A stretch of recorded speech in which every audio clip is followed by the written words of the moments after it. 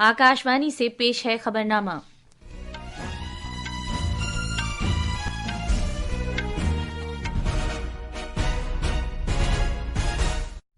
आदाब। खबरनामे के साथ मैं आसिया मैमूना।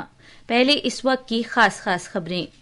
सदर जमहूरिया द्रौपदी मुर्मू आज नई दिल्ली में कौमी तवानाई बचत अवार्ड पेश करेंगी। वजीर आजम नरेंद्र मोदी कल उर्दून का दौरा करेंगे, जो दोनों मुल्कों के दरमियान सिफारती ताल्लुकात के 75 साल पूरे होने के मौके पर हो रहा है। दिल्ली सरकार ने तमाम स्कूलों को हिदायत दी है कि वो खतरनाक फजाई आलूदगी के पेश नज़र 9वीं जमात और 11वीं जमात तक की क्लासेस को हाइब्रिड मोड में करें। अमरीकी सदर डोनाल्ड ट्रंप ने शाम में दाइश के बंदूक बरदारों की तरफ से 2 अमरीकी सिपाहियों और 1 शहरी की हलाकत के खिलाफ जवाबी कार्रवाई की वार्निंग दी है। 19 साल से कम उम्र खिलाड़ियों के एसीसी एशिया कप क्रिकेट में आज दुबई में ग्रुप मरहले के दूसरे मैच में भारत का मुकाबला रिवायती हरीफ पाकिस्तान से होगा और चेन्नई में आलमी स्क्वैश चैंपियनशिप के फाइनल में भारत हांगकांग के साथ खेलेगा। अब खबरें तफसील से। सदर जमहूरिया द्रौपदी मुर्मू तवानाई की बचत के कौमी दिन के मौके पर आज नई दिल्ली में तवानाई की बचत के कौमी इनामात 2025 और इससे मुतालिक मुसव्वरी मुकाबले 2025 के फातिहीन को इनामात अता करेंगी। इस मौके पर सदर जमहूरिया तकरीब से खिताब भी करेंगी। मजीद तफसील हमारे नामानिगार से।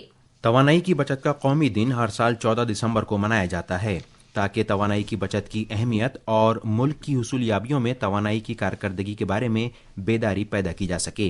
बिजली की वजारत की रहनुमाई में तवानाई की कारकर्दगी से मुताल्लिक ब्यूरो BEE सनती इकाइयों, इदारों और तनसीबात की जानिब से तवानाई की खपत को कम करने की कोशिशों का एतराफ़ और हौसला अफजाई करते हुए उन्हें इस दिन पर तवानाई की बचत से मुताल्लिक इनामात अता करता है।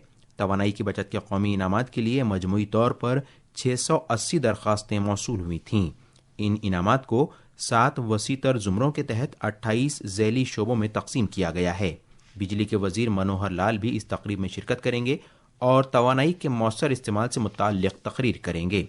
दिल्ली से शिवांग मिश्रा की रिपोर्ट के साथ खबरनामे के लिए ज़मीर रज़वी। वजीर आजम नरेंद्र मोदी कल से मंगल तक उर्दून का दौरा करेंगे। शाह अब्दुल्ला दोयम बिन अली अल हुसैन की दावत पर जनाब मोदी ये दौरा कर रहे हैं। उर्दून के साथ वजीर आजम मोदी का ये बाज़ाब्ता पहला राब्ता होगा, जो दोनों मुल्कों के दरमियान सिफारती ताल्लुकात के 75 साल पूरे होने पर हो रहा है। नई दिल्ली और ओमान के दरमियान आला सतही सियासी राब्ते रहे हैं। भारत और उर्दून के दरमियान मजबूत ताल्लुकात हैं और भारत उर्दून का तीसरा बड़ा तिजारती शराकतदार के तौर पर उभर रहा है। दोनों मुल्कों के दरमियान तकरीबन 2.8 बिलियन अमरीकी डॉलर की तिजारत होती है। मजीद तफसील हमारे नामानिगार से। उर्दून भारत का खादों का और ख़ास तौर पर फॉस्फेट्स और पोटाश का अहम सप्लायर है, जो भारत के ज़रिए शोबे के लिए अहम है। इस ताउन की एक नुमाया मिसाल उर्दून भारत फर्टिलाइज़र कंपनी है, जो इंडिया के इफ़को और उर्दून के फॉस्फेट्स माइन कंपनी के दरमियान 860 मिलियन अमरीकी डॉलर का एक ज्वाइंट वेंचर है। ये कंपनी फास्फोरिक एसिड तैयार करने और भारत को बरामद करने के लिए बनाई गई थी। इसके अलावा कपड़े की भारत की तकरीबन 15 कंपनियां उर्दून के क्वालिफाइड सनती जोन में काम कर रही हैं। ये कंपनियां उर्दून के आज़ाद तजारती समझौतों और अमरीका, यूरोप और अरब खित्ते के साथ खुसूसी तजारती समझौतों से फ़ायदा उठाकर दुनिया भर के बाज़ारों में अपना सामान भेज रही हैं।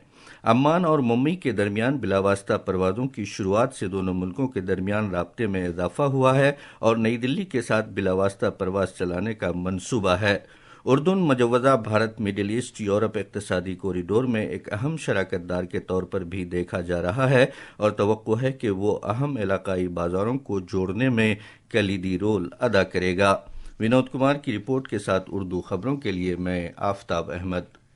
दिल्ली में डायरेक्टोरेट ऑफ एजुकेशन ने कौमी राजधानी में हवा के मेयार की बिगड़ती हुई सूरत हाल को देखते हुए सभी स्कूलों को 9वीं जमात तक की और 11वीं जमात तक की क्लासेस हाइब्रिड तरीकेकार से चलाने की हिदायत दी है।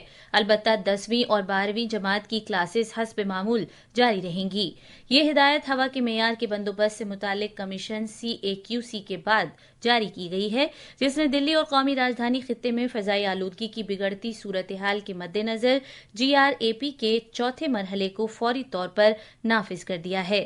GRAP کے چوتھے مرحلے کے تحت دلی میں سبھی طرح کی تعمیراتی سرگرمیوں اور غیر ضروری ساز و سامان لانے والے اور فضائی آلودگی بڑھانے والے ٹرکوں پر پابندی عائد ہو گئی ہے۔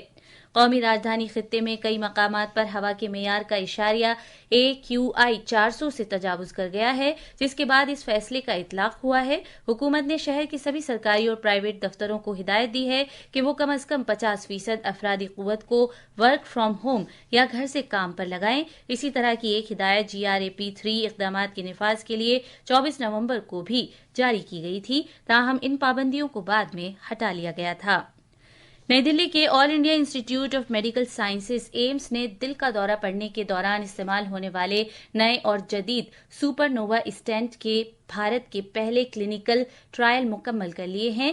ایمس نے بتایا کہ سپر نووا اسٹینٹ ملک کے مریضوں کی بڑی آبادی کے لیے ڈیزائن کیا گیا ہے، جہاں مغربی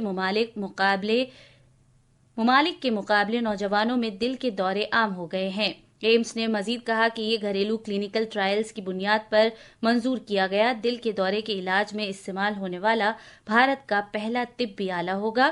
ادارے کے مطابق سپر نووا اسٹینٹ کے ذریعے جنوب مشرقی ایشیا میں پہلے ہی 300 مریضوں کا علاج کیا جا چکا ہے۔ میڈیکل ادارے نے مزید کہا کہ سپر نووا اسٹینٹ اب بھارت میں ہی بنایا جائے گا، جس سے ہر سال دل کے دورے کے شکار ہونے والے 17 لاکھ سے زیادہ شہریوں کی امید جاگی ہے۔ مرکزی وزیر داخلہ امت شاہ نے کل کہا ہے کہ نکسلزم سے کسی کو فائدہ نہیں ہوتا ہے اور صرف امن سے ہی ترقی کی راہ ہموار ہو سکتی ہے۔ چھتیس گڑھ کے جگدل پور میں بستر اولمپکس کی اختتامی تقریب سے خطاب کرتے ہوئے انہوں نے 31 مارچ 2026 تک نکسلزم کو ختم کرنے کے سرکار کے عہد کا اعادہ کیا۔ انہوں نے کہا کہ مرکز نے اگلے 5 برسوں میں چھتیس گڑھ کے بستر ڈویژن کے ملک کے سب سے ترقی یافتہ قبائلی خطے میں تبدیل کرنے کا فیصلہ کیا ہے۔ جناب شاہ نے کہا کہ نکسلزم نے خطے میں ترقی کی رکاوٹ ڈالی ہے، لیکن اس کے خاتمے کے ساتھ ہی ترقی کا ایک نیا دور شروع ہونے والا ہے۔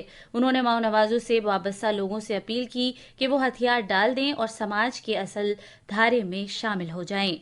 بستر کی بدلتی ہوئی صورتحال کو اجاگر کرتے ہوئے جناب شاہ نے کہا کہ خوف کو امید سے بدل دیا گیا ہے۔ اب وہاں اسکول کی گھنٹیاں بج رہی ہیں جہاں گولیوں کی آواز آتی تھی، اور وہاں سڑکیں، ریلویز اور قومی شاہراہیں بنائی جا رہے ہیں جہاں ترقی کا خواب دیکھنا بھی ممکن نہیں تھا۔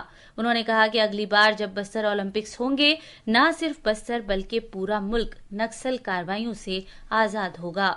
بستر کے ہر ویکتی کو رہنے کے لیے گھر میں بجلی، شوچالیہ، پینے کا پانی نل سے، گیس کا سلنڈر، 5 کلو اناج اور 5 لاکھ تک کا مفت علاج بستر کے 7 ضلعوں کے گھر میں پہنچانے کا سنکلپ یہ بھارتیہ جنتا پارٹی کا سنکلپ۔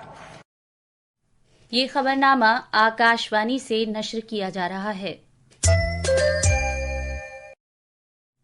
ملک شام میں داعش IS کے بندوق بردار کے ساتھ گولی باری میں 2 امریکی فوجیوں اور 1 مترجم امریکی شہری کی موت ہو گئی ہے۔ امریکی سینٹرل کمانڈ نے یہ اطلاع دی ہے۔ حکام نے بتایا کہ حملے میں عملے کے 3 اراکین زخمی بھی ہوئے ہیں اور بندوق بردار کو ہلاک کر دیا گیا ہے۔ امریکی صدر ڈونلڈ ٹرمپ نے سوشل میڈیا پر لکھا ہے کہ یہ امریکہ اور شام کے خلاف ایک IS حملہ تھا جس کا بے حد سخت جواب دیا جائے گا۔ انہوں نے مزید کہا کہ 3 زخمی امریکی فوجیوں کی حالت بہتر ہے۔ ملک شام میں بشار الاسد حکومت کے سقوط کے بعد یہ پہلی امریکی اموات ہیں۔ ملک شام کی حکومت نے حملے کی مذمت میں بیان جاری کیا ہے۔ شام کی سرکاری نیوز نے خبر دی ہے کہ اس حملے میں شام کے 2 فوجی ملازمین بھی زخمی ہوئے ہیں۔ بنگلہ دیش کے انتخابی کمیشن نے 13ویں پارلیمانی انتخابات کے شیڈول کے اعلان کے بعد سے بڑھتی بے چینی کے تناظر میں ملک بھر میں اپنی اعلیٰ قیادت اور دفاتر کی حفاظت کے لیے اضافی پولیس تحفظ کا مطالبہ کیا ہے۔ انسپکٹر جنرل آف پولیس اور ڈھاکہ میٹروپولیٹن پولیس کو لکھے خطوں میں انتخابی کمیشن نے چیف انتخابی کمشنر AMM نصیر الدین، انتخابی کمیشن کے سیکرٹری اور 4 انتخابی کمشنروں کی سیکیورٹی میں اضافے کی درخواست کی ہے۔ انتخابی کمیشن نے انتخابات کے دوران فرائض کی بلا رکاوٹ اور محفوظ انجام دہی کی ضرورت پر زور دیتے ہوئے یہ درخواست کی ہے۔ پیش ہے ایک رپورٹ۔ بڑھتے حفاظتی خدشات کے دوران بنگلہ دیش کے انتخابی کمیشن نے اپنے سینئر افسران کے لیے 24 گھنٹے پولیس حفاظت کی درخواست کی ہے.